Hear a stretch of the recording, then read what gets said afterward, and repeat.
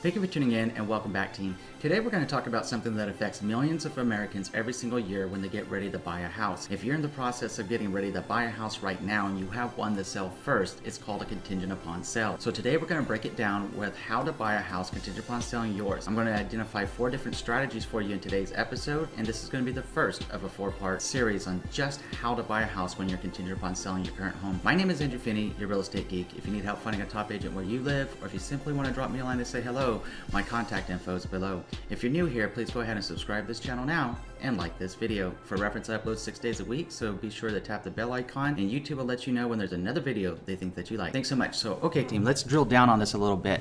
You know, the word contingent, especially whenever you're talking about the real estate process, whether you're buying or selling, can sometimes seem like a scary word. So let's just take that scary word and put it to rest. You know, fear is really nothing more than false evidence appearing real, and the way that we replace false evidence appearing real is with knowledge. So you're in absolutely the right place to learn about how to buy a house whenever you're contingent upon selling your current home. So when we take that word contingent, okay, what does that mean? It means that you're contingent upon a certain action. So let's go ahead and break down what is a contingent sale and what it means, okay? So when you buy a house contingent upon selling yours, it means that you're going to buy the house only in the case that your current home sells. Your trusted real estate advisor will add a contingency clause to the terms of your home offer when you make an offer on the new property. The contingency protects a home buyer from carrying 2 mortgages, and it can essentially go in one of 3 different ways. So the first one is that you'll actually find a buyer for your home, you'll contract and on that house together, and you'll move forward as planned. The second is that you don't find a home buyer in a specified time frame that you, the seller of the new home that you're buying, has agreed to. Generally it's about like 30 to 60 days, and the offer for the contract for buying the new home is now voided. Buyers can sometimes return any money sellers put in, and you'll start fresh searching for a new house altogether. The third way this sometimes plays out is that sellers will put an addendum into the contract known as like a kick out clause.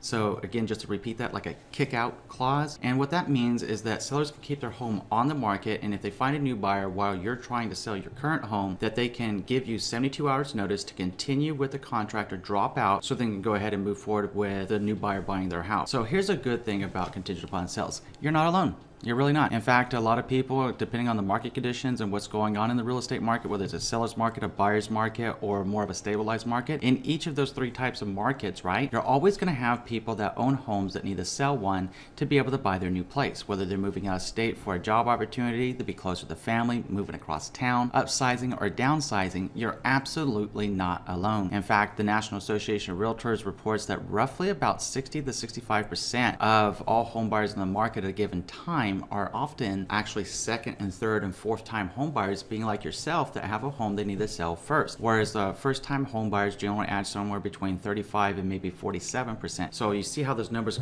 sometimes sway around just depending on the market conditions and what's going on with those exact percentages. If you want an update on what the market's doing right now with the percentage of first time home buyers to repeat home buyers, hit me up and let me know, and I can go ahead and make an update video whenever you would like that. Just let me know. Anyways, let's go ahead and move into the 4 different strategies that you have to be able to buy a home contingent upon selling yours. You could consider it like a adventure, actually, because it really is an adventure. It's an exciting process because you're not only getting ready to buy your new home, which is super exciting, but you're also getting ready to sell your home, which is like, okay, you're on both sides, right? So it's a lot of fun. It's a big adventure, and there's 4 ways to really break this down successfully. So your first strategy is if your home is under contract and you're looking to buy your new home. That's what we're going to talk about in today's episode, but I'm going to identify the other 3 for the next 3 parts of this series, okay?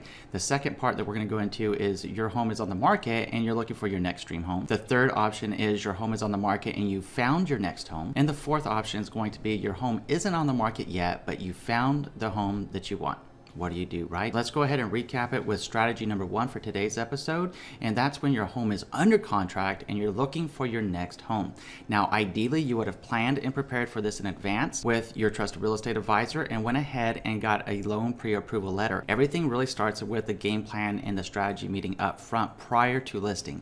And if you're wondering what a good time frame is to chat with a trusted real estate advisor prior to doing this, buying a home contingent upon selling yours, the ideal time frame is anywhere from 3 to 12 months months in advance by selecting the trusted real estate advisor that you want to work with. You should have already done all your research on that agent, know more about them, check their online presence, check their online reviews, their ratings, and their sales history to see if they're going to be a good fit for you before you invite them into your home to chat it over with them. Now, ideally, whenever you have that meeting with that trusted real estate advisor in your house, they're outlining the 4 different options that you're getting today. But in case you are just doing some preliminary research, that's what these videos are about, and they're here to help you. If you do need help finding a top agent in your area, just let me know. I'm always here to help. Anyways, you want to get your loan pre-approval letter done at the same time because we need to know what your options are. Maybe you're in a position that you can actually rent out your current home and be able to buy your next one. That's always an option. It just depends on what kind of loan you have. If you have an FHA loan, a VA loan, or a USDA loan, you may need to reconsider financing that home because those are normally primary occupant loans only. So that means that you won't be able to buy another home with that loan type. If you intend to occupy it as a primary home, you got to get rid of the first one, so you'd be looking at a refinance. So that's where we want the lender to come in and start giving us some information. Now, going back to this strategy here, so your home is under contract. You already put it up on the market. Your agent did a great job marketing it, and now you're under contract and moving through the closing process. So first off, everything in your home should be packed and ready to go or moved into storage so that you're ready to move out whenever to the terms of the contract.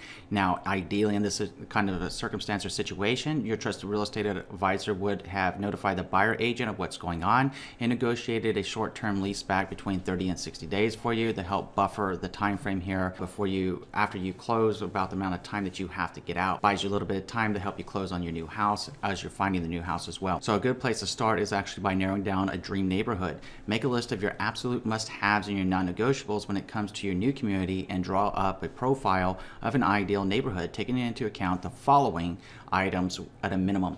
Number 1 is your affordability. Work with your trusted real estate advisor to find the best price point of recent sales in a particular neighborhood and see if that's within your budget. If it is, cool. That's a great neighborhood to look in. The next is, what are the property taxes in that situation? Go ahead and make sure that you're identifying that, especially if you're considering buying a house out of state and selling yours in a different state. This is sometimes tricky because different states have different property taxes, different counties have different property taxes. So be aware of what your property tax change is going to be whenever it goes back to affordability. Now, are you looking for an area that's urban, suburban, or rural? That's a good question to ask yourself. Proximity to your workplace, or perhaps if you have children, to their schools. Access to public transportation if that's something that's important to you and your lifestyle. And obviously the age of the neighborhood is another considerable factor that you'll want to think about as you're planning out your move. So I'm going to give you 3 sites in the show more description below so that it helps you identify and actually type in the address into these sites and give you some more lifestyle choices and also background information on those areas. The first one is crime reports. A lot of people ask about crime. Well, we as trusted real estate advisors can't stigmatize a property by saying this is a high crime rate area and this is a low crime rate area. What we can do is provide you with tools to help you make a decision that's going to be best for you, because everybody's subjective. If we as trusted real estate advisors went out and said, hey, this is a good area of town, this is a bad area of town, it's called steering, and it starts violating not only the National Association of Realtors Code of Ethics, but also the Sherman Antitrust Act by steering you into a certain area. That's what it's called. So we got to stay away from that as trusted real estate advisors, and we are happy to provide you with every tool available to assist you in making a well-informed decision for you and your family and whenever it comes to buying your new home. The second one is a walk score. Now, if you're just curious about like lifestyle choices, that's why they have a website called Walk Score.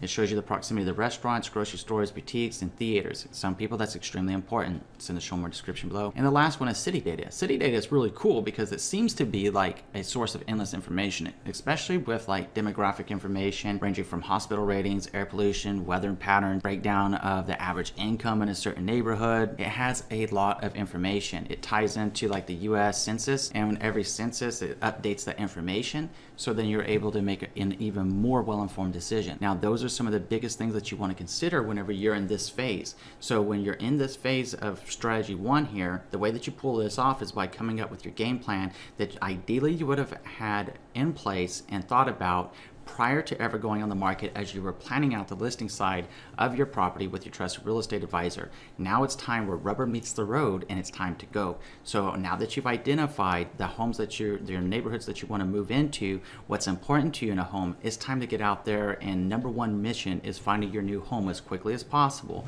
Ideally, what you'll be able to do with your trusted real estate advisor is kind of seam up your closing dates, or at least seam up the closing dates in relation to any leaseback negotiation, sometimes called a rent back situation, so that you have the time to close on the new home and move out of your current home. That way you're not homeless, and as long as all of this is being communicated with both the listing side of the new home that you're buying and also the buyer agent of the buyer that's purchasing your home, keeping transparency here and open communication is critical. So make sure that you're doing that.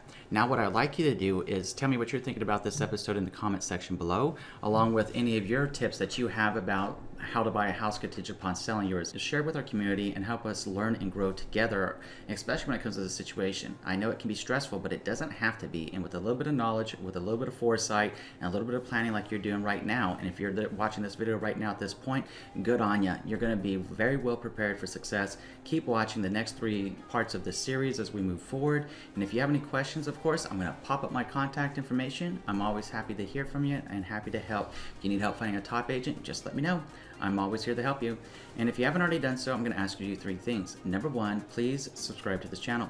Number 2, please like this video. Number 3, please share this video around with someone you know is going to be able to help, because just like you, I'm sure you can think of just one other person that would really like to know how to buy a house contingent upon selling theirs. Thank you so much. So team, in between now and next time, I'm wishing you and yours a lifetime full of love, wealth, abundance, and happiness. Thank you for watching today, and enjoy an amazing day.